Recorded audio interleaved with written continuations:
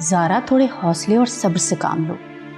इस वक्त वो इद्दत में है, वो किस हाल में है, थोड़े अरसे में सब नॉर्मल हो जाएगा। कैसी बातें कर रही हैं आप मामा?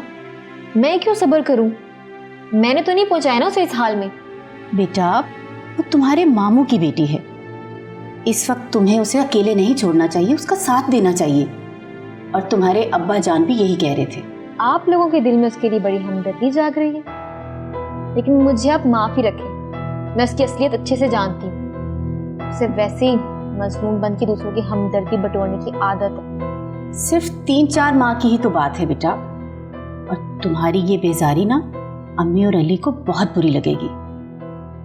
उन्हें तो वैसे ही बुरी लगती हूँ मैं।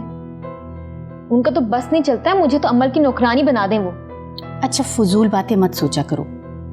अम्मी पता नहीं क्या सोच रही होंगी कि माँ बेटी बैठी क्या बातें कर रही हैं। तुम जाओ उनके पास, मैं आती हूँ। अच्छा,